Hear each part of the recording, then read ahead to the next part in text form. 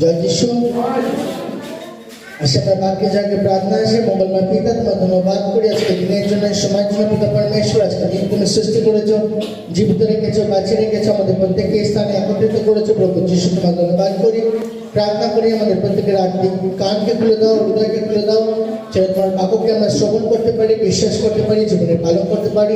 এবং বাক্য প্রভু যিশু আমাদের জীবনে ফসল নিয়ে আসো, 30 গুণ, 60 গুণ, 100 গুণ ফসল নিয়ে আসো। প্রার্থনা করি প্রভু যিশু আমাদের এই স্থানকে তুমি আশীর্বাদ করো, এই সময়কে তুমি আশীর্বাদ করো, এই স্থান এই সময়ের পরিণামকে আমাদের প্রত্যেকের জীবনে তুমি আশীর্বাদে কারণ করো। মানে মাঝখানে চলো, ফেরো এবং আশ্চর্য কার্য করো। সকল প্রার্থনা প্রভু যিশু খ্রিস্টের নামে চাই, আমেন। যিশু, আমরা একটু বিষয় বাক্য দেখবো, তারপর একটা বাক্য পড়বো। আমরা সবাই প্রভু যিশুকে বিশ্বাস করেছি, কিন্তু এই জীবনটা শুধু আমাদের নয়। ঈশ্বর মানুষ সৃষ্টি করেছিল এবং মানুষ পাপ করেছে। মানুষ পাপে পড়ে যাওয়ার পর ঈশ্বর পরিকল্পনা নেয় কি মানুষকে পাপ থেকে উদ্ধার করা দরকার আছে। আমেন। ঈশ্বর মানুষকে তার প্রতিমূর্তিতে সৃষ্টি করেছে। কার প্রতিমূর্তিতে? আর নিজের। ঈশ্বর মানুষকে তার নিজের প্রতিমূর্তিতে সৃষ্টি করেছে এবং ঈশ্বর পরিকল্পনা করেছে যখন মানুষ পাপ করে কি মানুষকে উদ্ধার করার প্রয়োজন আছে। আর ঈশ্বর সিদ্ধান্ত নেয় যে মানুষকে উদ্ধার করার জন্য ঈশ্বর নিজে আসবে। কিন্তু এই আসার জন্য একটা লম্বা সময় লাগে। মানুষ পাপ করে। আদম আর হাওয়া প্রথম মানুষ ছিল, তাই তো? আদম আর হাওয়া, তাই তো? প্রথম মানুষ ছিল। আর ওরা নিষ্পাপ ছিল, বাট ওরা পাপ করলো। আর পাপ করলো তো ঈশ্বরদেরকে ইদান উদ্যান থেকে পার করে দিল। ওরা কি করে দিল? পার করে দিল। আর ইদান উদ্যান ওরা বাপিস ফিরে যেতে পারলো না। তবে লেখা আছে ঈশ্বর কি করো, স্বর্গদূত দ্বারা ইদান উদ্যানের দ্বারকে বন্ধ করে দিল। আর যখন ঈশ্বর আদমকে বার করে দিল তখন আদম ঈশ্বরের উপস্থিতি থেকে দূরে হয়ে গেল। আগে আদম ঈশ্বরের উপস্থিতি থাকতো। তবে লেখা আছে প্রত্যেক দিন ঈশ্বর আসতো আদমের সঙ্গে সহভাগিতা করতে, কিন্তু এখন আদম দূরে হয়ে গেল। তো কিন্তু ঈশ্বর সেদিকে সিদ্ধান্ত নিয়েছিল কি আদম আর হাওয়াকে বা মানুষকে ওয়াপিস যেন আমার উপস্থিতি নিয়ে আসা যায়। তাই জন্য ঈশ্বর আদম আর হাওয়ার জন্য বস্ত্র তো বানিয়েছিল, কিন্তু একটি ভেড়ার বলি দিয়েছিল। যে ঈশ্বর জানিয়েছিল কি একদিন আমার পুত্র আসবে যে মানুষের পাপের জন্য প্রাণ দেবে, যেন মানুষের পাপ ঢাকা যেতে পারে, মানুষের পাপের ক্ষমা হতে পারে। আমেন। তো কিন্তু এই ঘটনা হওয়ার জন্য মানুষের এই জায়গায় আসা দরকার ছিল কি মানুষ বুঝতে পারে কি আমরা পাপী, আমরা অনেক বড় ভুল করেছি। আর আমাদের ক্ষমতা নেই নিজেকে উদ্ধার করার, আমাদের ক্ষমতা নেই নিজের পাপ থেকে ছুটকারা পাবার। আমাদের উদ্ধার কর্তার প্রয়োজন আছে। মানুষ যাতে এই চিন্তাতে আসতে পারে, এই জায়গায় আসতে পারে, যখন ও বুঝতে পারে, ওর এহসাস হয়, বুঝতে পারে কি আমাদেরকে উদ্ধারের দরকার আছে। যদি না বুঝতে পারে তাহলে প্রাণ দেওয়া বেকার হয়ে যাবে। কেন? বাইবেলে লেখা আছে যদি কেউ অনুতাপ না করে তাহলে সে বিশ্বাস করতে পারে না। অনুতাপ ছাড়া বিশ্বাস হতে পারে না। কোনো ব্যক্তি অনুতাপ না করলে উদ্ধার পেতে পারে না। একটা ব্যক্তি তখন উদ্ধার পেতে পারে যখন অনুতাপ করে, যখন মন ফিরায়। তো যদি মানুষ বুঝতেই না পারে যে আমি পাপী, তাহলে ও কি করে উদ্ধার পাবে? তাই জন্য মানুষকে একটা জায়গায় বা একটা এমন জায়গাতে পৌঁছাতে হবে যেখানে মানুষ বুঝতে পারে কি আমার উদ্ধার কর্তার প্রয়োজন আছে। আমি নিজেকে আমার পাপ থেকে বাঁচাতে পারবো না। যেখানে মানুষ হার মেনে যাবে, মানুষ বুঝবে কি আমি আমার ক্ষমতায় পবিত্র হতে পারবো না, আমি আমার ক্ষমতায় ঈশ্বরকে পেতে পারবো না, আমি আমার ক্ষমতায় আমার চরিত্র পরিবর্তন করতে পারবো না, আমি আমার ক্ষমতায় কিচ্ছু করতে পারবো না, আমার একজন উদ্ধার কর্তার দরকার। তো এর জন্য একটা যাত্রা শুরু হলো। মানুষ এলো পৃথিবীতে, বিভিন্ন মানুষরা এলো, তারা বিভিন্ন রকম জীবনযাপন করলো। আর প্রত্যেক জেনারেশন মানে প্রত্যেকটা প্রজন্ম থেকে ঈশ্বর তার জন্য একজন করে লোককে বাঁচলো। ঈশ্বর আদমের 3টে ছেলে ছিল। কটা ছেলে? প্রথমে 2, তারপর 1, তাই না? প্রথম 2 মারা গেল। তো ঈশ্বর সেতকে বাঁচলো। তো ঈশ্বর সব প্রজন্মে একজনকে বেঁচেছে। ঈশ্বর আদমকে বেঁচেছে কারণ তাকে সৃষ্টি করেছে, আর কেউ ছিল না। তারপরে ওই প্রজন্মে ঈশ্বর সেতকে বেঁচেছে। আদমের 2 ছেলে ছিল, হেবল আর কই, তাই তো? কইন হেবলকে হত্যা করে আর কইনকে ঈশ্বর রিজেক্ট করে দেয়, আর তারপর ওর ছেলে হয় সেত, ঈশ্বর সেতকে বাঁচে। তারপর সেই বংশ এগাতে থাকে, সেই বংশের পর থেকে পরের প্রজন্মে ঈশ্বর নোহকে বাঁচে। কে বাঁচে? নোহকে বাঁচে। নোহ, কেবল নোহর পরিবার উদ্ধার পায়, বাকি পুরো পৃথিবী ধ্বংস হয়ে যায়। এবং নোহের পর যখন নোহের ছেলেদের জেনারেশন আসে বা প্রজন্ম আসে, তখন ঈশ্বর একজনকে বাঁচে। তবে লেখা আছে কি ঈশ্বর শ্যামকে বাঁচে, আর জাফেতকে হ্যামকে ঈশ্বর রিজেক্ট করে দেয়, বাদ দিয়ে দেয়। ঈশ্বরের বংশ হওয়ার জন্য শ্যামকে বাঁচে। পরে শ্যামের বংশের দ্বারা ঈশ্বর আব্রাহামকে বাঁচে। পরে আব্রাহামের বংশ থেকে ঈশ্বর আগে বাঁচে, ইসাককে বাঁচে। ইসমাইলকে ঈশ্বর বাদ দিয়ে দেয়। ইসমাইল প্রতিজ্ঞা সন্তান নয়, ইসাক প্রতিজ্ঞা সন্তান। ও যুদ্ধ তখন শুরু হয়েছে, আজকেও চলছে। আজকেও ইসাক আর ইসমাইলের মধ্যে যুদ্ধ হচ্ছে। তো ঈশ্বর ইসাককে বেঁচেছে। ইসাকের ছেলে হয়েছে যাকব, তাই তো? ইসাকের দুটো ছেলে ছিল, যাকব আর এসাউ। ঈশ্বর যাকবকে বাঁচলো। কাকে বাঁচলো? ঈশ্বর যাকবকে বাঁচলো। আমেন। যাকবের 12টা ছেলে হলো। কটা ছেলে? আর যাকবের 12টা ছেলের মধ্যে ঈশ্বর জিহুদাকে বাঁচলো। কাকে বাঁচলো? জিহুদার বংশ থেকে দাউদের জন্ম হলো, দাউদ রাজা। আর দাউদের বংশ থেকে যীশু খ্রিস্টের জন্ম হলো। Amen, hallelujah.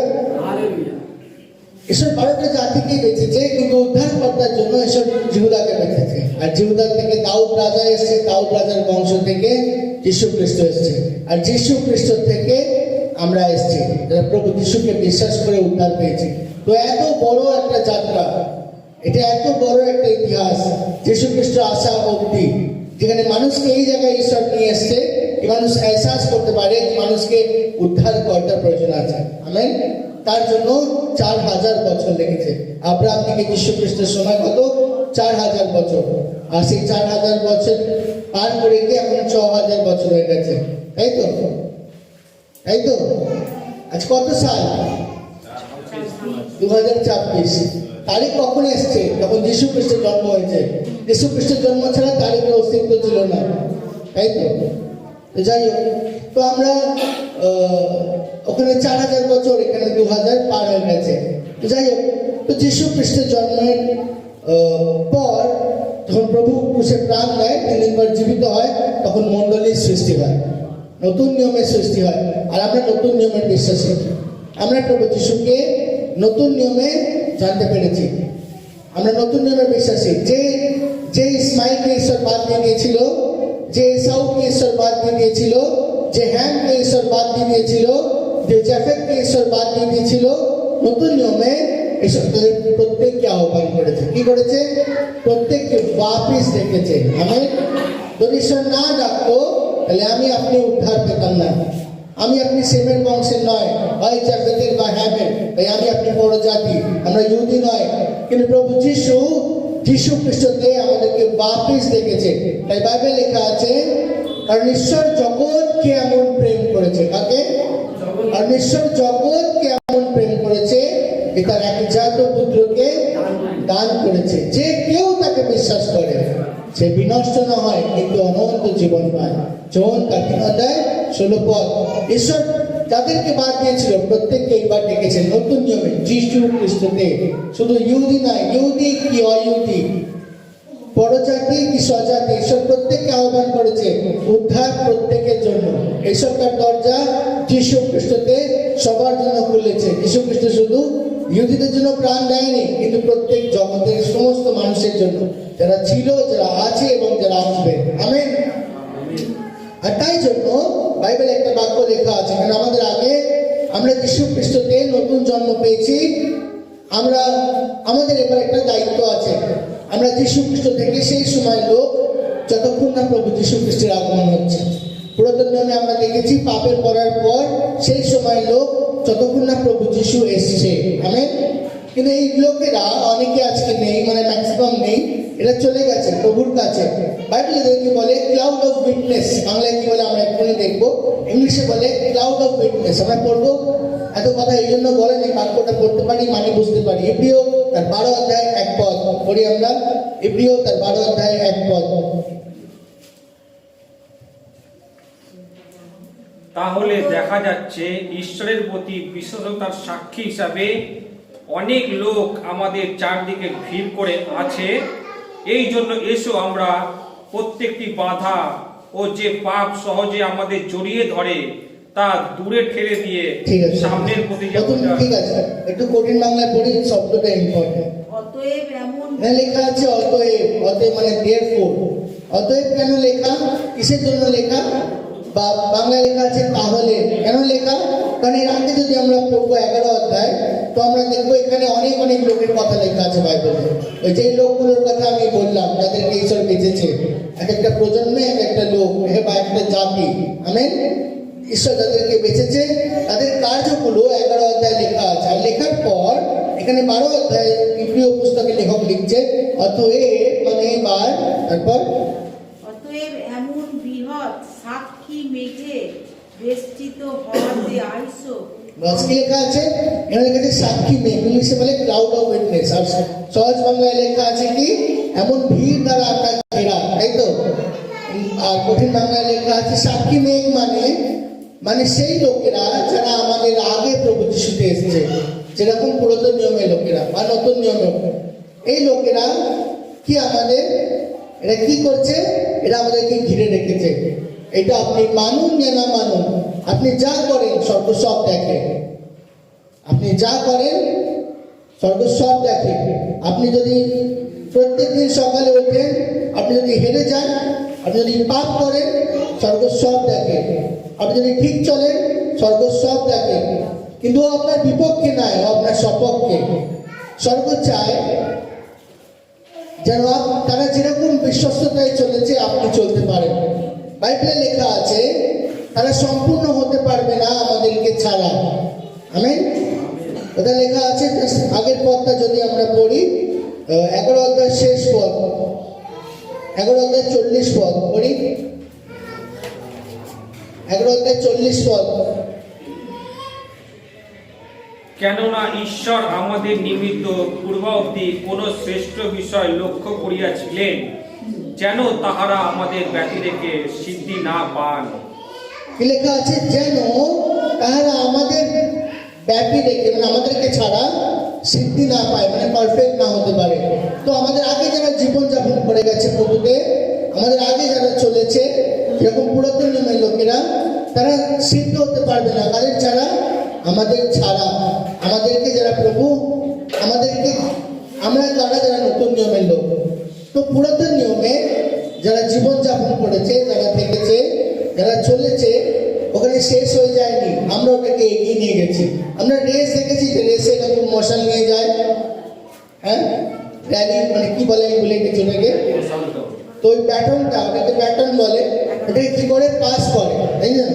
অলিম্পিকে দেখা যায়, অলিম্পিকে যখন টসটা চালানো হয়, একজন অর্ধেক দৌড়ায়, ওই প্যাটার্নটাকে পাস করে, ওই পরের জনটা নিয়ে আবার অর্ধেক দৌড়ায়, আবার ওই প্যাটার্নটা পাস করে, পরের লোকটা আবার অর্ধেক দৌড়ায়, তারপর ওই প্যাটার্নটা পাস করে লাস্টে গিয়ে টসটা জ্বলে। তো ভাবুন ওরা অর্ধেক দৌড়েছে, কিন্তু ওই টর্চ এখনো জ্বলেনি। ওদের ওই দৌড়ে আমাদের একটা রোল আছে। আমরা শুধু ভাবি কি আমরা উদ্ধার পেয়েছি, এটা আমাদের জীবন, কিন্তু খ্রিস্টীয় জীবনটা অনেক বড়, বাইবেলের ছবিটা অনেক বড়। আমরা ছোট একটা ছবি জানি, এটা আমার জীবন, প্রভু যিশু আমাকে উদ্ধার করেছে, আমি চলবো বা সেটা, কিন্তু নয়, জীবন এইটুকু নয়, জীবন অনেক বড়। বাইবেলের ছবি অনেক বড়। এভাবে লেখা আছে আমাদের আশা কোন দিকে হওয়া উচিত? এই পৃথিবীর বস্তু বিষয় নয়, কিন্তু স্বর্গস্থ বিষয়। আমাদের আশা কোনটা? যেটা আমাদের আগে যারা থেকেছে তারা চলেছে। সবসময় আমি বলি, যখন আমরা প্রভুকে বিশ্বাস করেছি, আমার আসল পরিচয় আমি যীশু খ্রিস্টের সন্তান, আমি স্বর্গের বাসিন্দা, প্রভু যীশু খ্রিস্টের উত্তরাধিকার। কারণ আমার পূর্বজকে তারা আমার আগে চলেছে। যে যে পরিবারে আমি জন্মেছি সে হতে পারে আমার মানসিক, কিন্তু আত্মায় যীশু খ্রিস্টতে আমার পূর্বজকে যে আমার আগে চলেছে, তার থেকে আমি শিখি ওরা কি ভালো করেছে, আর যেটা ভুল করেছে ওটা বাপিস না দৌড়ায়। তো আমরা দেখতে পাই এখানে লেখা আছে কি ওরা সিদ্ধ হতে পারবে না আমাদেরকে ছাড়া। আর এই সিদ্ধতা কখন আসবে? যখন যীশু খ্রিস্টের আগমন হবে। সেই দিন অবধি এই যাত্রা চলবে। সেই দিন অবধি ঈশ্বর আমাদেরকেও তৈরি করছে এবং গোটা সৃষ্টিকে তৈরি করছে, যেন গোটা সৃষ্টি তৈরি হয় ঈশ্বরের পুত্রের আগমনের জন্য। আর ঈশ্বরের সন্তানদের প্রকাশনের জন্য। ঈশ্বরের সন্তান কারা? আমরা। যখন প্রভু যিশু আসবে তখন জগৎ দেখবে ঈশ্বরের সন্তানরা প্রকাশিত হচ্ছে সারা জগতের কাছে। তো সেই দিনে সমস্ত কিছু তার সিদ্ধতায় এসে পৌঁছাবে। এবং বাইবেল লেখা আছে রোমীয় পুস্তকে, সৃষ্টি উদ্ধারকে পাবে। সৃষ্টি এখনো উদ্ধার পায়নি, সৃষ্টি এখনো আর্তনাদ করে, আর সৃষ্টি সেদিনকে কি হবে? উদ্ধারকে পাবে। তো এখানে লেখা আছে আমাদের কারা ঘিরে রেখেছে? ওই সাক্ষীরা, ওই মেঘের সাক্ষীরা। ওরা কারা? যারা আমাদের আগে গেছে, যারা আমাদের আগে জীবন যাপন করেছে। আর ওরা আমাদের বিপক্ষে নয়, কিন্তু আমাদের সপক্ষে। ওরা চায় কি আমরা সেরকম ওনার সিদ্ধতায় চলেছে আমরা চলতে পারি, কিন্তু মনে রাখি ওরা সমস্ত কিছু দেখছে যে আমরা কি করছি। আমেন। এবং যদি আমরা এরকম জীবন যাপন করতে চাই যেখানে আমরা যে দৌড়টা শুরু করেছিল আমরা শেষ করতে পারি, তার জন্য কিছু কথা এখানে লেখা আছে। পড়ি তারপরে 12 এক পদটা, তারপর থেকে অতএব এমন বৃহৎ সাক্ষী মেঘে বেষ্টিত হতে আইসো আমরাও সমস্ত বোঝা ও সহজ বাধাজনক পাপ ফেলিয়া দিয়া ধৈর্য বাস কি লেখা আছে? আইসো আমরা সমস্ত বোঝা ও সহজ বাধাজনক পাপ ফেলিয়া দিয়া। সমস্ত বোঝাজনক ও সহজ পাপ ফেলে দেওয়া। কোন পাপ? যে পাপগুলো সহজ বলতে এক কথায় যেগুলো আমাদের সহজে ফেলে দেয়। সহজ মানে পাপটা সহজ নয়, পাপ জটিল, পাপ সহজ নয়, কিন্তু ওই পাপ কি করে আমাদের সহজে ফেলে দেয়, তারপরে আমরা পড়ে যাই আমাদের জীবনে বন্ধন। আর লেখা আছে ওই বোঝা স্বরূপ। বোঝা মানে কি? যেরকম আমার উপর যদি বোঝা চাপিয়ে দেয়, তাহলে আমি সোজা হয়ে দাঁড়াতে পারবো? আমি কি হয়ে যাব? ঝুঁকে যাব, পুজো হয়ে যাবো, তাই না? যে আমার উপরে আপনি 100 কেজি চাপিয়ে দেন, আমি দাঁড়িয়ে থাকতে পারবো? আমি ঝুঁকে যাব। পাপ এরকমই করে আমাদের জীবনে, আমাদেরকে ঝুঁকিয়ে দেয়, আমাদেরকে স্বাধীন হতে দেয় না। আর যখন আমার গা থেকে বোঝাটা নামিয়ে নেবে, আমি ভাববো কি আমি বেঁচে গেলাম, তাই তো? পাপ এরকম, পাপ আমার জীবনে একটা বোঝার মতো যা আমাকে ঝুঁকিয়ে দেয়। আর যদি আমার উপর বোঝা থাকে, ছোট ছোট জিনিস আমাকে পাপে ফেলতে পেরে যাবে, ছোট ছোট ব্যাপার আমাকে পাপে ফেলে দেবে। লোক আমাকে এটা বলবে, আমি ওটা মেনে নেবো। আমার মনে হবে এটাতে আমার বেশি ভালো লাগবে, এটা আমার বোঝা হালকা হতে পারে, আমি ওইটাই করে নেবো। কারণ আমার জীবনে বোঝা আছে, আমার জীবনে পাপ আছে। আর ওই পাপ আমার জীবনে বোঝার মতো হয়ে গেছে, যা আমাকে সহজে ফেলে দিতে পারে। বাইবেল লেখা আছে আমরা যদি চাই যে ওই মেঘের সাক্ষী লোকেরা যেরকম জীবন যাপন করেছে, যেরকম আব্রাহাম করেছে, মসি করেছে, যেরকম বাইবেলে তাদেরকে আমরা দেখতে পাই, ওদের বাজে কাজগুলো নয়, ওদের ভালো জিনিসগুলো, যেগুলো 11 অধ্যায়ে ঈশ্বর তার ব্যাপারে গর্ব করেছে। যদি আমরা চাই আমাদের জীবন বিশ্বাসে চলুক, আমরা বিশ্বাসের দৌড় শেষ করতে পারি, তাহলে এটা আমাদের দায়িত্ব। আমাদের কি করা উচিত? আমাদের ওই বোঝাগুলোকে সরিয়ে দেওয়া উচিত, যেন আমরা সহজে পড়ে না যাই। বোঝাগুলো কি কি? বাইবেলে কিছু লিস্ট আছে, আর ওই শেষ লিস্ট নয়, কিন্তু আমরা পড়ব। কুলুসীয় 3 অধ্যায় 8 পদ পড়ি আমরা একজন তাড়াতাড়ি। কুলুসীয় 3 অধ্যায় 8 পদ।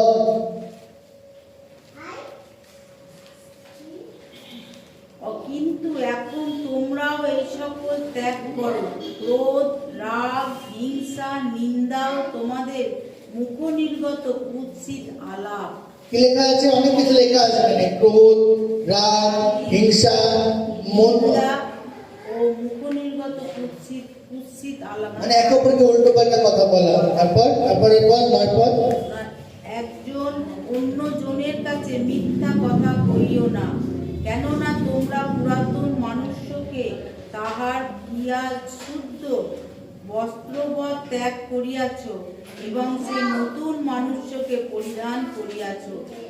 আমেন। কি লেখা আছে? আমাদের মধ্যে কিছু জিনিস এখানে লেখা আছে, কিন্তু এর চেয়ে অনেক কিছু হতে পারে। অনেক জায়গায় অনেক কিছু লেখা আছে কি আমাদের মধ্যে ক্রোধ না হোক, আমরা বাজে কথা না বলি, আমরা মিথ্যে কথা না বলি, এরকম বাগেরা বাগেরা অনেক কিছু হতে পারে। তো এগুলো আমাদের জীবনের বোঝা, আমাদের জীবনের ভার। তবে লেখা আছে সব কিছুকে আমরা কি করি?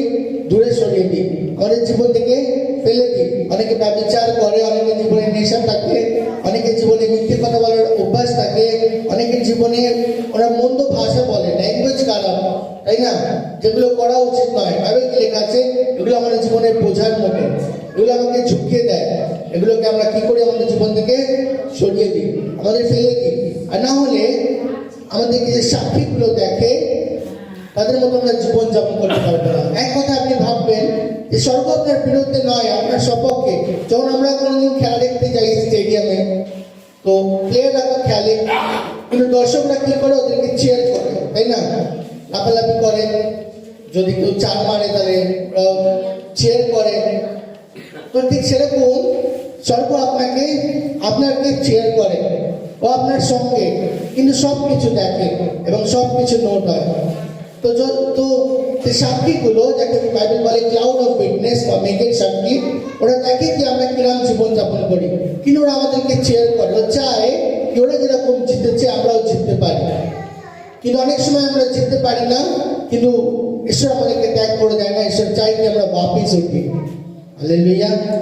ঈশ্বর আমাদেরকে বলযুক্ত করে মানুষের দ্বারা, তার স্বর্গদূতের দ্বারা, তার বাক্যের দ্বারা, সেটা আমরা আবার উঠতে পারি, আবার প্রভুতে চলতে পারি, আবার আমরা হেরে যাওয়া যুদ্ধ বাপিস জিততে পারি। এটি একটা ব্যাটল, খ্রিস্টীয় জীবন একটা যুদ্ধের জীবন। আর এই যুদ্ধ আমাকে জিততে হবে। কারণ কেন, ওই যে বললাম, ওই মশালটা আমাদের হাতে আছে, যেন ওটা আমি পৌঁছে দিতে পারি বা পাস করতে পারি, এটা যেন শেষ না হয়ে যায়। আগুন নিভে যাওয়া চাই না। যদি আগুন নিভে যায় আমি শেষ হয়ে যাব। অন্য লোক আমার হাত থেকে আগুন নেবে ঠিকই, কিন্তু আমাকে আমার দৌড় শেষ করতে হবে। এই সাধু পল লিখেছিল কি, আমি আমার দৌড় শেষ করেছি, আমি আমার দৌড় দৌড়েছি। যদি আমরা প্রভুকে জেনে বাকি জিনিসে ধ্যান দেবো, এইদিকে কি হচ্ছে, ওইদিকে কি হচ্ছে, ডান দিকে বাদিকে উপরে নিচে সামনে পেছনে কি হচ্ছে, লোক কি করছে, লোক কি বলছে, আমরা কোনোদিন দৌড়াতে পারবো না, আমরা হেরে যাবো। আমাদের কোন দিকে ধ্যান দেওয়া উচিত? এখানে 2 পদে লেখা আছে কি, আমরা যীশু খ্রিস্টের দিকে দৃষ্টি করি। এই 12 অধ্যায় 2 পদে লেখা আছে, আমরা ইব্রিয় 12 অধ্যায় 2 পদে, কি আমরা যীশু খ্রিস্টের দিকে দৃষ্টি করি, যিনি বিশ্বাসের আদিকর্তা সিদ্ধকর্তা। হালেলুয়া। লেখা আছে যিনি বিশ্বাসের আদিকর্তা এবং সিদ্ধকর্তা। আমেন। কিন্তু এক কথা আমরা পড়া শেষ করিনি, একটা কথা লেখা আছে কি, আমরা আমাদের বোঝাকে সাইডে করি, আমাদের বোঝা থেকে আমরা বেরিয়ে আসি, আমরা আমাদের সেই পাপকে ছেড়ে দিই, যে পাপ আমাদেরকে সহজে ফেলে দেয়, ওকে আমরা ত্যাগ করে দিই। আমেন। যখন আমি প্রভু যিশুকে প্রথম জেনেছিলাম, যখন বাইবেল পড়তাম, তো দেখতাম বাইবেল বারবার এইসব ব্যাপারে কথা বলে কি জীবনে পাপ ছাড়া দরকার, জীবনে পাপ ছাড়া দরকার। তখন আমি ভাবলাম কি, তাহলে আমার জীবনে একটা পাপ আছে, আমি নেশা করা ছাড়তে পারছি না। তো আমি ভাবলাম, সিদ্ধান্ত নিলাম কি আমি ছেড়ে দেবো, কিন্তু ছাড়তে পারছি না। তো অনেক প্রার্থনা করলাম প্রভুর কাছে, ডেইলি প্রার্থনা করলাম কি প্রভু যাই হয়ে যাক, এ আমার জীবন থেকে যাওয়া চাই, আমি একে আমার লাইফে দেখতে চাই না। কিন্তু একদিন তো ছাড়তে পারলাম না, অনেক পরিশ্রম হলো, অনেক প্রার্থনা করলাম, কিন্তু একদিন এলো আমার জীবন থেকে নেশা চলে গেল, সেদিন থেকে আর ইচ্ছা এলো না, পবিত্র আত্মা আমার জীবন থেকে বার করে দিল। কিন্তু আমি অনেক বিশ্বাসীদেরকে দেখি যারা 10 বছর ধরে মণ্ডলীতে আসে, 15 বছর ধরে প্রভুকে জানে, কিন্তু নেশা ছাড়তে পারে না। কেন ছাড়ে না, কেন ছাড়তে পারে না? যদি আমার জীবনে প্রভু কাজ করে, প্রভু আপনার জীবনেও করতে চায়, আপনি নিজে ছাড়তে চান না, আপনি ঘুরে, আপনি প্রার্থনা করতে চান না। ঠিক আপনাকে, যদি আপনি প্রভুকে ভালোবেসেও আপনার জীবনের নেশাকে রেখে দিয়েছেন, আপনার নিজের উপর লজ্জা হওয়া উচিত। আপনি আয়নায় নিজেকে দেখুন আর নিজের গায়ে দুটো চড় মারুন, আর আমার বাড়ির লোককে বলুন যে আমি এখনো চেঞ্জ হতে পারিনি।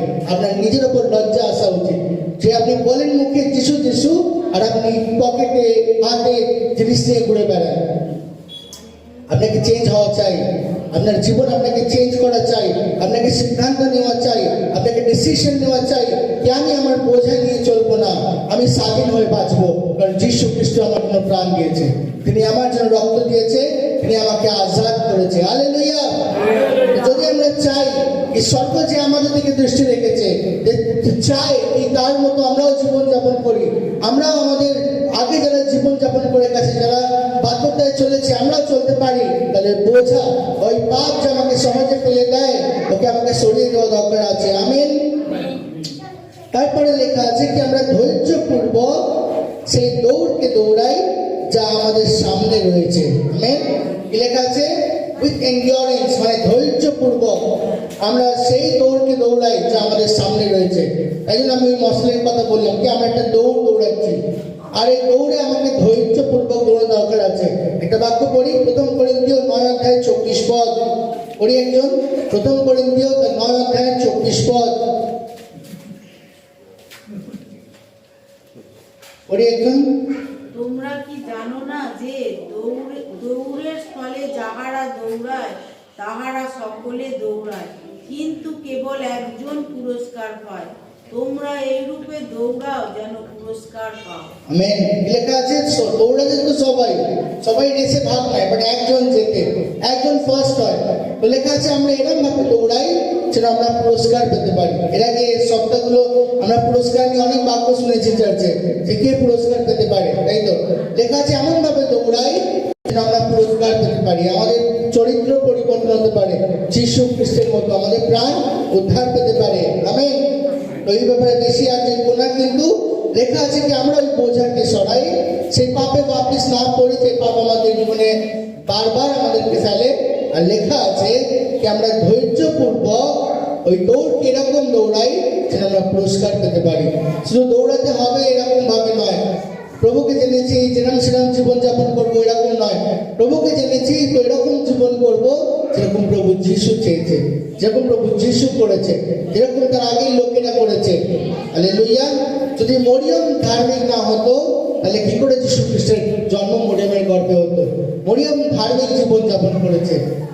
যদি নোহ ধার্মিক না হতো তাহলে ঈশ্বর কাকে বাঁচতো নৌকা বানানোর জন্য? কার দ্বারা ঈশ্বরের নৌকা সৃষ্টি করতো? কে বাঁচাতো ঈশ্বরের সৃষ্টি মানুষকে এই পৃথিবীর মধ্যে? মানুষের অস্তিত্ব মিটে যেত, কারণ ঈশ্বর পাপ দেখতে পায় না। যদি লোক ধার্মিক না হতো তার সোদম আর গোমরা থেকে বাঁচতো কে? লোক ধার্মিক ছিল, এই সোদম আর গোমরা থেকে লোট বেঁচেছে, এমনকি লোটের স্ত্রীও মারা গেছে, তাই তো? তবে লেখা আছে লোটের স্ত্রী কি করেছে? পেছন দিকে ঘুরে তাকিয়েছে, কিন্তু লোট বেঁচেছে। আর লোটের জন্য লোটের দুটো মেয়ে বেঁচেছে। যদি ওর মেয়েরা অন্যায় করেছে, পরে গিয়ে বাবার সাথে পাপ করেছে, তার জন্য দুটো জাতি তৈরি হয়েছে, একটা মোয়াব আর একটা অ্যামালেকাইটস। এটা এমন জাতি যারা সবসময় ইসরায়েলের শত্রু হয়েছে। তাতে লেখা আছে মাংসকে জন্ম দেয়। লোক ধার্মিক ছিল, লোকের মেয়েরা পাপ করেছে আর মাংসকে জন্ম দিয়েছে। আজও টিল ডেট তারা ইসরায়েলের শত্রু। আর তাই জন্য ঈশ্বর পরে গিয়ে ঈশ্বর মোয়াবের ওপর বিচার নিয়ে আসে। অ্যামালেকাইটকে পৃথিবীর বুক থেকে মিটিয়ে দিয়েছে ঈশ্বর, ওর কোনো অস্তিত্ব নেই আজকে দিনে দাঁড়িয়ে। তো যাই হোক, কিন্তু যদি আমরা ধার্মিকতায় না চলি তাহলে ঈশ্বরের উদ্দেশ্য কখনো পুরো করতে পারবো না। আমরা ধার্মিক, কিন্তু ধার্মিকতায় চলা দরকার আছে। আমরা যীশু খ্রিস্টকে বিশ্বাস করে আত্মায় পবিত্র, কিন্তু পবিত্রতায় চলা দরকার আছে। আমরা বিশ্বাসে উদ্ধার পেয়েছি, কিন্তু বিশ্বাসে চলা দরকার আছে। উদ্ধার পেয়ে জীবন শেষ হয়ে যায় না, জীবন একটা যাত্রা, যেটাকে আমাকে যীশু খ্রিস্ট দিয়ে বাঁচতে হবে। এর বাইরে যদি আমি বাঁচবো আমার কোনো নিরাপত্তা নেই। যদি যীশু খ্রিস্টতে বাঁচবো, ওটাই আমার সুরক্ষা স্থান। আমেন। তো আমাদেরকে স্বর্গ দেখছে, সেই মেঘের সাক্ষী আমাদেরকে দেখে যে আমরা কি করি। তো আমরা যদি চাই তাদের মতো আমরা জীবনযাপন করি, ওরা আমাদেরকে দেখছে। আমরা যদি চাই আমাদের বিশ্বাসের দৌড়কে শেষ করি, যার শেষে আমরা পুরস্কার পাবো, তাহলে আমরা সেই বোঝাগুলোকে জীবন থেকে দূরে সরাই, সেই পাপগুলোকে জীবন থেকে দূরে সরাই, যেগুলো আমাদেরকে সহজে ফেলে দেয়, যেগুলোর জন্য আমরা বারবার পড়ে যাই। আমেন। তারপর 2 পদে লেখা আছে আমরা কি করে এই দৌড়কে দৌড়াতে পারি। ধৈর্যপূর্বক আমরা পড়ি 12 অধ্যায় 2 পদ, এপ্রিয় 12 অধ্যায় 2 পদ।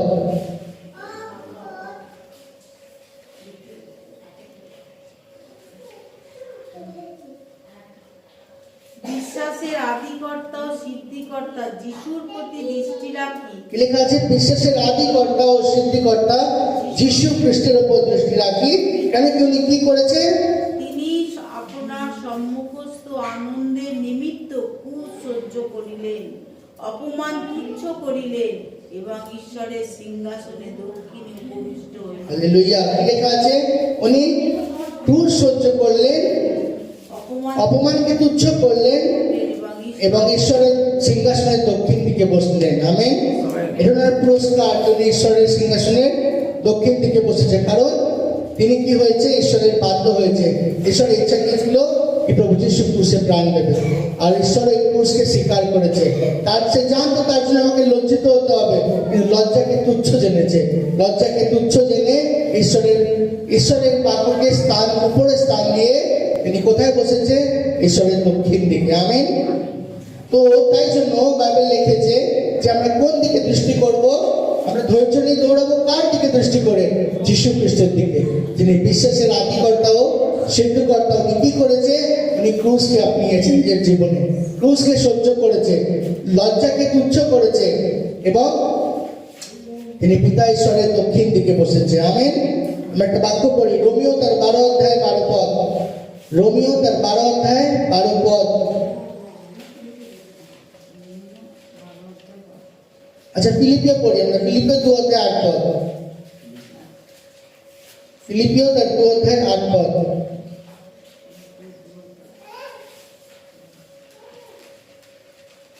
এবং আকার প্রকারে মানুষ্যবৎ প্রত্যক্ষ হইয়া আপনাকে অবনত করিলেন মৃত্যু পর্যন্ত, এমনকি ক্রুশীয় মৃত্যু পর্যন্ত আজ্ঞাবহ হইলেন। আমেন। লেখা আছে তিনি মানুষ হয়ে জন্মালেন এবং মৃত্যু পর্যন্ত, এমনকি ক্রুশের মৃত্যু অবধি তিনি বাধ্য হয়ে চললেন। তিনি ঈশ্বর হয়ে মৃত্যু সহ্য করেনি, তিনি মানুষ হয়ে মৃত্যু সহ্য করেছে, যেন মৃত্যুর স্বাদ উনি চাকতে পারে। হালেলুয়া।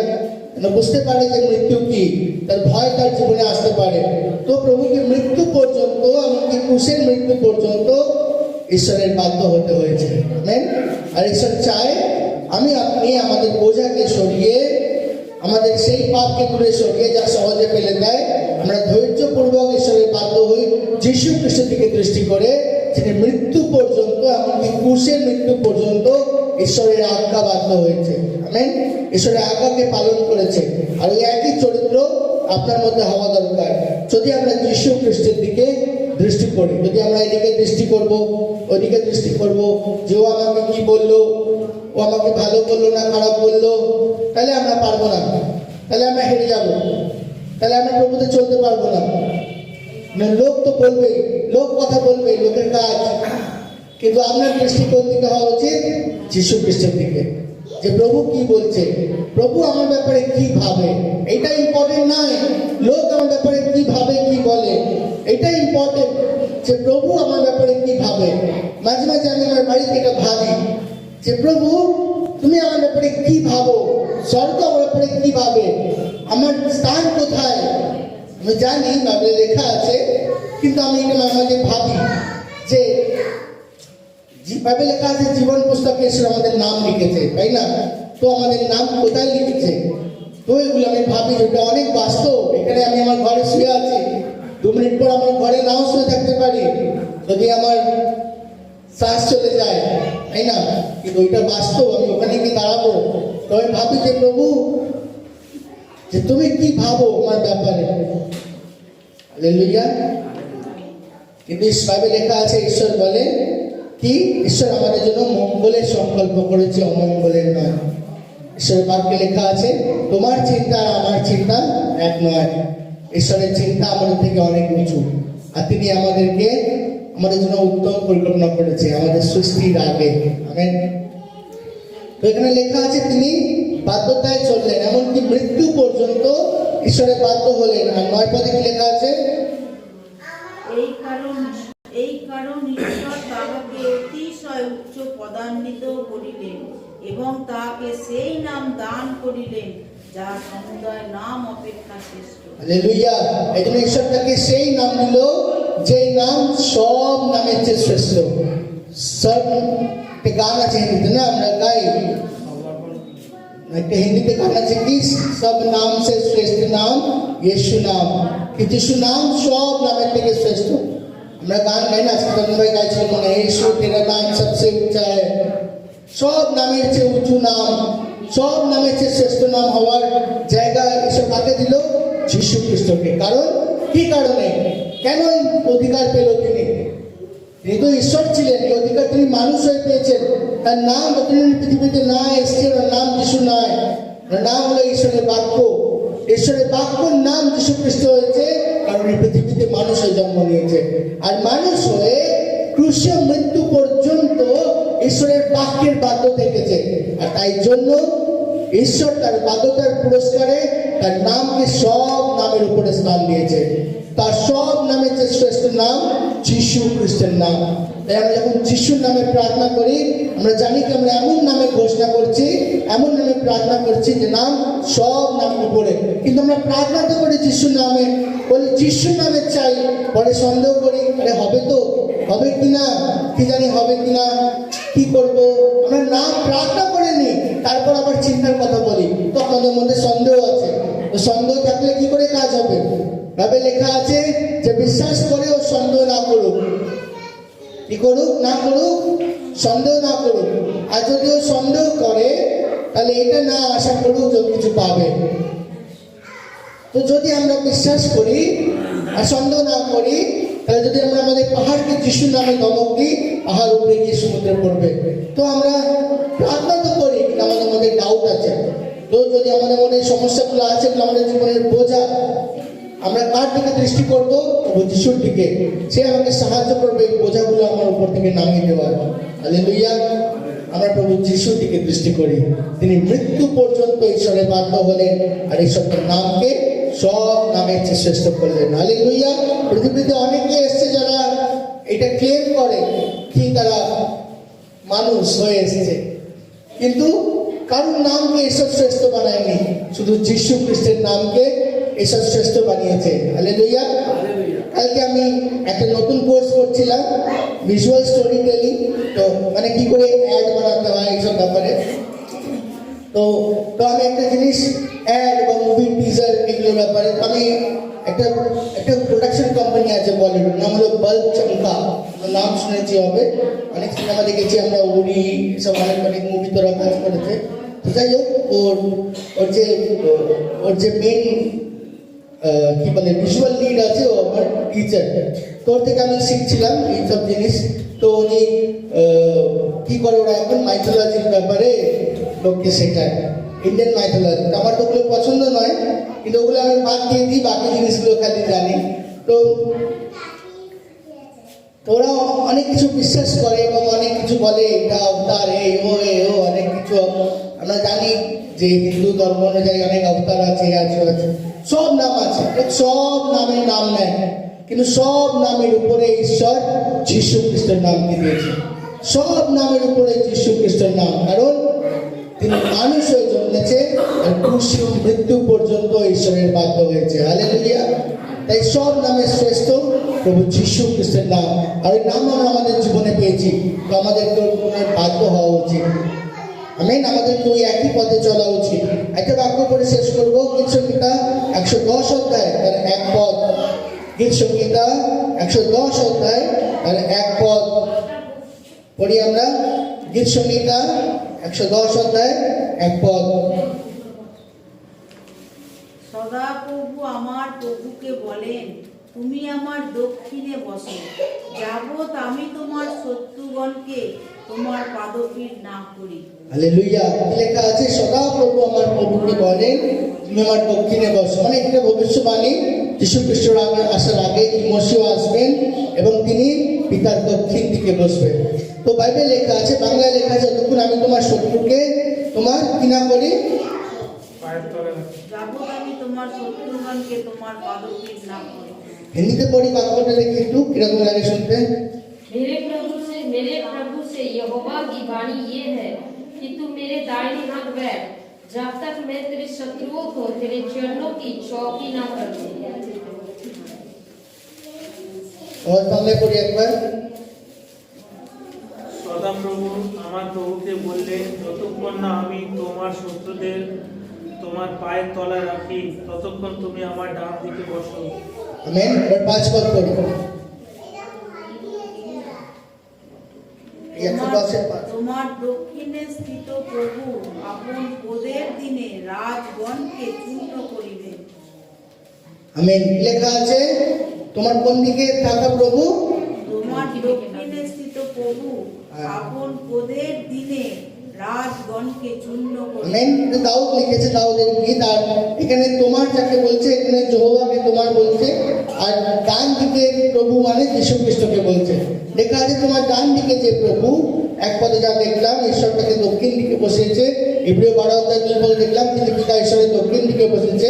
আর ওনার কি কাজ লেখা আছে, শেষের দিনে ওনার কাজ কি, রাজগণকে উনি চূর্ণ করবে, মানে উনি বিচার করবেন। ওনার বিচারের দিনে রাজাদেরকে ইংলিশ লেখা আছে এক্সিকিউট মানে ধরুন আপনি কাউকে মার্ডার করে দিয়েছেন, কি করেছেন, ঈশ্বরের ভারতবর্ষের সর্বোচ্চ আদালত আইন দিল কি আপনাকে ফাঁসি দেওয়া হবে। কি হবে? ফাঁসি দেওয়া হবে। কেন আপনি কি করেছেন? কি করেছেন? মার্ডার করে দিয়েছেন। তো আপনাকে শাস্তি দেখিয়ে দেবে। ভারত দেশের সর্বোচ্চ আদালত আপনাকে ফাঁসির সাজা শুনিয়েছে। ওটাকে ইংলিশে বলে ওই যে আপনাকে মেরে দেওয়া হয়, ওটা মেরে দেওয়া না, ইংলিশে বলে এক্সিকিউট। ঠিক আছে, কি আপনাকে মেরে দেবে। তো লেখা আছে কি হবে, তিনি রাজাদেরকে কি করবে? চূর্ণ করবে। ইংলিশে লেখা আছে এক্সিকিউট, মানে অনেকে শাস্তি দেবে ওদেরকে যেন ওদের অস্তিত্ব মিটে যায়। তো লোক অনেক আসবে, লোক অনেক নাম নেবে, লোক অনেক বলবে কি আমি এ আছি ও আছি, লোক বিশেষদের উপর অত্যাচার করবে। কিন্তু মনে রাখবেন, আপনি আশা হারাবেন না। সহজে যে জিনিস আপনাকে পাপ করে ওকে আপনার নিকটে আসতে দেবেন না। প্রভু যিশুর অস্তিত্ব মেটাতে চেয়েছিল ফরিসীরা, সদ্দুকীরা, কিন্তু তাদের কারোর নাম আমরা জানি না, কিন্তু যীশু খ্রিস্টের নাম ঈশ্বর সর্বনামের চেয়ে উপরে করেছে। আমেন। আর সেই যীশু খ্রিস্ট শেষের দিনে, তার ক্রোধের দিনে সেই রাজাদেরকে কি করবে? এক্সিকিউট করবে, ওদেরকে বিচার করবে, ওদের অস্তিত্ব মিটিয়ে দেবে। আমেন। যে আপনার উপর আঙুল তোলে, যদি সে পরিবর্তন না হয়, একদিন তার অস্তিত্ব থাকবে না। আমেন। যদি পৌল পরিবর্তন না হতো, তাহলে পৌলের অস্তিত্ব আজকে কেউ জানতো না, নাই কেউ পৌলের নামকে জানতে পারতো। কিন্তু পৌল পরিবর্তন হয়েছে, তাই আজকে পৌলের অস্তিত্ব আছে। কেউ আপনার বিরুদ্ধে উঠুক, লোক আপনাকে হত্যা করতে পারে, লোক আপনাকে মারতে পারে, কিন্তু ঈশ্বর আপনাকে বাঁচানে वाला परमेश्वर। আমেন। যদি প্রভু যীশু খ্রিস্টের মৃত্যু পর্যন্ত ঈশ্বরের বাধ্য থেকেছে, তো আপনাকে যদি প্রভুর জন্য মরতেও হয়, আপনি বাধ্য থাকুন, কিন্তু জানবেন ঈশ্বর সমস্ত কিছুর প্রতিশোধ নেয়। ঈশ্বরের বাক্যে লেখা আছে, ঈশ্বর বলেছে কি vengeance belongs to me, মানে প্রতিশোধ আমার। কিন্তু আমরা কি করি? আমরাই প্রতিশোধ নিতে চলে যাই, কি আমরাই মারবো, আমরাই বদলা নেব, আমরাই অস্ত্র উঠিয়ে নেব। এটা ঠিক নয়। প্রভু যীশু এরকম শিক্ষা দেয়নি। প্রতিশোধ নেওয়ার কাজ কার? ঈশ্বরের। আমাদের কাজ কি? ঈশ্বর শিখিয়েছে। আমরা মতি বাচতায় করেছি, আমরা শত্রুকে প্রেম করি, যে আমাদের তাড়না করে ওর জন্য আমরা প্রার্থনা করি। এই প্রার্থনা না করি যে প্রভু কালো মরে যাক, এই প্রার্থনা করি প্রভু কালো তোমাকে জানতে পারো, ওর জীবন উদ্ধার পাক। তখনও বুঝতে পারবে কি আমি ভুল করেছি। মানুষের বিনষ্ট হয়ে যাওয়া সহজ, কিন্তু মানুষের পরিত্রাণ অনেক মূল্যবান। তার জন্য যীশু খ্রিস্ট প্রাণ দিয়েছে। ওটা বেশি ইম্পর্টেন্ট কি পাপী উদ্ধার পাক, এটা ঈশ্বরের ইচ্ছা। আমেন। হালেলুয়া। তো আমাদের কে দেখছে? স্বর্গ দেখছে। ওরা আমাদেরকে চেয়ার করে, আমাদেরকে উৎসাহ দেয়। ও চায় কি ওরা যেরকম জীবনযাপন করেছে আমরা সেরকম জীবনযাপন করি। আর আমাদের কাছে একটা উদাহরণ আছে, সেটা হলো যীশু খ্রিস্ট, যিনি মৃত্যু পর্যন্ত ঈশ্বরের বাধ্য থেকেছে। আমরাও থাকি। আর মনে রাখি, সেই যীশু খ্রিস্ট, তার নাম আমাদের জীবনে দেওয়া হয়েছে, তার নাম সব নামের উপরে, তিনি সমস্ত কিছুর উপরে। তিনি একদিন সেই রাজাদেরকে প্রতিশোধ নেবেন, তিনি আমাদের হয়ে বিচার করবেন। তিনি আমাদের বিচার, বা যারা আমার উপর অন্যায় করেছে, এই বিচার করার দায়িত্ব আমার আপনার নয়, বিচার করার দায়িত্ব কার? ঈশ্বরের। ঈশ্বরের বাক্য বলে তুমি বিচার করো না, তাহলে তুমি বিচারিত হবে না। হালেলুয়া। আমরা কি করি? আমরা বিচার করি যে না প্রভু, এটা ও ঠিক করলো না, এরম হওয়া উচিত, ওরম হওয়া উচিত। যদিও ঠিক থেকে ঠিক বলে এটা ভুল নয়, কিন্তু অনেক সময় আমরা বিচার করতে করতে এমন দিকে চলে যাই যে আমরা বলি কি ওর এগেন্স্টে আমরা একটা কিছু করব। যখন আমরা চন্দন ভাই মনে হয়েছে যে কারোর এগেন্স্টে কিছু করা দরকার, তখন আমরা কি করেছি? বাইবেল যেরকম বলে আমরা ওরকম করেছি। বাইবেল কি বলে? তুমি আগে ব্যক্তিকে গিয়ে বোঝাও। ওই ব্যক্তি যদি না বোঝে, তাহলে তোমরা কি করো? তোমার সঙ্গে একটা ভাইকে নিয়ে যাও, তাকে বোঝাও। যদি ওই ব্যক্তি না বোঝে, তাহলে তুমি গোটা মন্ডলীর সামনে বলো। আর এই ব্যক্তিকে যেরকম জগতের লোককে ছেড়ে দাও, ওকে তুমি ছেড়ে দাও। তো ওই ব্যক্তি যাতে চেঞ্জ হয়, আমরা চেষ্টা করেছি, ইনডাইরেক্টলি বলার চেষ্টা করেছি, কিন্তু কিছু হয়নি। তো আমরা আমাদের সঙ্গে একটা ভাইকে নিয়ে গেছি, তো মিটিংয়ে তাদেরকে বলেছি এক জায়গায় বসো, আমরা আসবো। একটা ভাইকে নিয়ে গেছি, তাদেরকে বলেছি তোমরা চেঞ্জ হও। ওরা বলেছে আমরা চেঞ্জ হবো না। তখন আমরা মন্ডলীর সামনে যাইনি, ওই স্টেপটা নিইনি, কিন্তু আমরাই বাইরে চলে গেছি। আমরা বলি ঠিক আছে, আমরা চলে যাচ্ছি। আমেন। তো ঈশ্বর বিচার করবে, কিন্তু অনেক কিছুর পদ্ধতি আছে, পদ্ধতিতে করা ভালো, ঈশ্বরের বাক্য অনুযায়ী করা ভালো, ঈশ্বরের বাক্যের বাইরে করা উচিত নয়। আর এসব করার জন্য আমাদের অনেক বদনাম আছে। যে এই সেবা আমরা করেছি, কিন্তু আমার কোনো যায় আসে না। যেখানে ঈশ্বর উপস্থিত নেই সেখানে আপনার থাকাও কোনো প্রয়োজন নেই। ঈশ্বর ইম্পর্টেন্ট, হালেলুয়া। ঈশ্বরের বাক্য ইম্পর্টেন্ট, আর প্রভুতে চলা অনেক দরকার। মনুষ্য আপনার বিপক্ষে হবে, কিন্তু ঈশ্বর আপনার সম্পর্কে কি না এটা জেনে নেওয়া অনেক দরকার। যে আমি যা করছি এ কাজ ঈশ্বর থেকে কি না, আমি যে কিছু করছি। অনেক লোকেরা অনেক প্রভুর সেবা করে, কিন্তু নিজের বুদ্ধিতে প্রভুর সেবা করে। আমি সবসময় একটা কথা বিশ্বাস করি, মাংসকেই জন্ম দেয়, আত্মাকে জন্ম দেয়। একজন প্রভুর দাস ছিলেন ক্যাথরিন কুলম্যান, অনেকে আমরা নাম জানি না ক্যাথরিন কুলম্যানের। উনি আমার বাবার জন্মের আগেকার, অনেক আগের অনেক আগের ব্যক্তি। ইউটিউবে ওনার প্রচার বেশি দেখাই যায় না। তো ক্যাথরিন কুলম্যান একটা কথা বলতেন কি, তার সঙ্গে আমরা প্রভুর সেবা করতে পারি তার সঙ্গে আমার আত্মার মিল হতে পারে। আর যদি সেই ব্যক্তি যতই জ্ঞান হোক, যদি আত্মার মিল নেই তার সঙ্গে প্রভুর সেবা করতে পারি না। তাই বিশ্বাস করি একটা ব্যক্তির সর্বজ্ঞানী হওয়া দরকার নেই। এটা ইম্পর্টেন্ট, ওই ব্যক্তি তার সমস্ত অন্তঃকরণ দিয়ে প্রভুকে ভালোবাসে কিনা। যদিও ভালোবাসে তাহলে ওর সঙ্গে আমরা প্রভুর কাজ করতে রাজি আছি। ভালো না বাসে তার সঙ্গে আমরা করতে রাজি নেই। তার জন্য আমরা অনেক কাউকে বাদ দিয়ে দিয়েছি। আর এই একটা রিজনে আমরা অনেক লোককে পুলপিটে দাঁড়াতে দিই না। অনেক লোকেরা এসছে, দাঁড়াতে চেয়েছে, এই বাদ দিয়ে দিয়েছি। কারণ যে ব্যক্তি প্রভুকে প্রেম না করে সে ব্যক্তি স্থানের যোগ্য নয়। এর বিচার করার দায়িত্ব আমার নয়, কিন্তু ধন্যবাদ ঈশ্বরের যিনি এই মন্দির রক্ষা করেন, যিনি থেকে 10 বছর আমাদেরকে এগিয়ে নিয়ে এসছে, আর আগামী দিনও তিনি এগিয়ে নিয়ে যাবেন। ঈশ্বর সমস্ত কিছুর উপরে, আমরা আমাদের জীবনে যা কিছু আছে সব কিছু তার উপর ছেড়ে দিই। তিনি পথ প্রস্তুত করতে পারেন, তিনি রাস্তা বানাতে পারেন, তিনি মার্গ বানাতে পারেন। আমরা দেখবো কি আমাদের জীবনের পথ ঈশ্বর তৈরি করছে। হালেলুয়া। কোনো কিছু একদিনে হয় না, না কোনো কিছু একদিনে তৈরি হয়। ঈশ্বর সব কিছু করতে পারে, আমরা আপনার ভাবনার বাইরে। আমিন। বাস আমরা বিশ্বাস করি আর প্রভু যিশু থেকে দৃষ্টি করি আর পবিত্র জীবন যাপন করি। আমাদের জীবন পবিত্র হওয়া চাই। আমিন। যিশু আসে, আমরা প্রত্যেক করে দাঁড়াই, শেষ প্রার্থনায় আসি।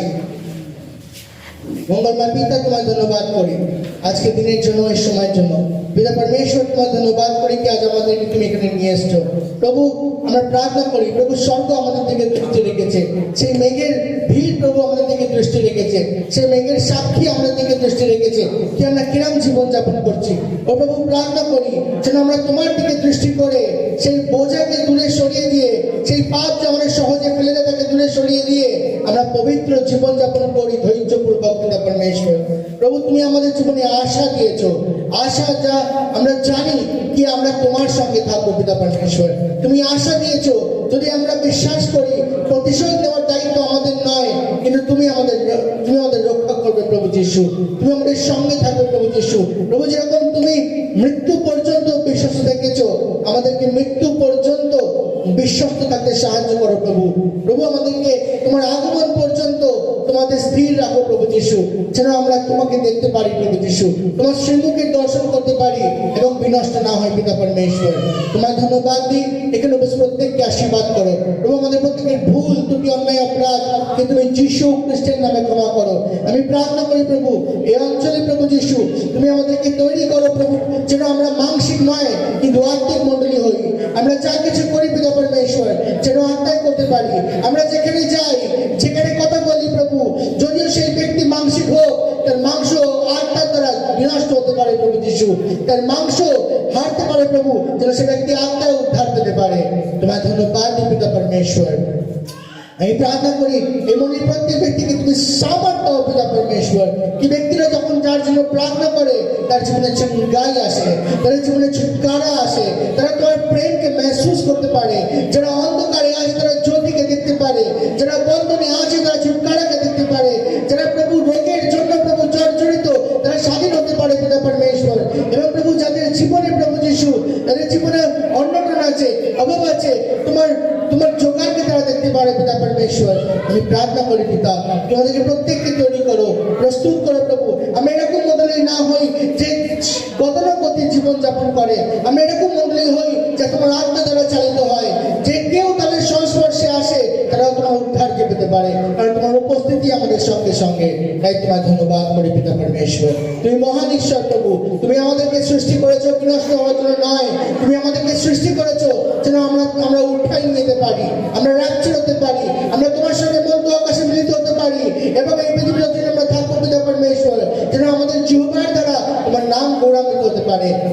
প্রশংসা হতে পারে, তোমার নামের মহিমা হতে পারে পিতা পরমেশ্বর। তোমার ধন্যবাদ দিই। তুমি রাজাদের রাজা, প্রভুদের প্রভু। প্রভু, আমরা ছোট হলেও তুমি আমাদের সঙ্গে সঙ্গে আছো। প্রভু, আমরা ক্ষুদ্র হলেও আমাদের সঙ্গে তুমি আছো। প্রভু, জীবনে যাই হয়ে যা, এই মন্দিরে প্রভু তোমার উপস্থিতিকে আমরা সবসময় কামনা করি। এই মন্দির তোমার, এই মন্দির প্রভু তুমি, এই মন্দির রাজা তুমি। তুমি রাজত্ব করো, তুমি কার্য করো, তোমার প্রেমকে তুমি সিদ্ধ করো। এবং প্রার্থনা করি প্রভু, এই তোমার উপস্থিতি শুধু এই স্থানে নয়, এই স্থান থেকে আশেপাশে সমস্ত জায়গা যেতে পারে।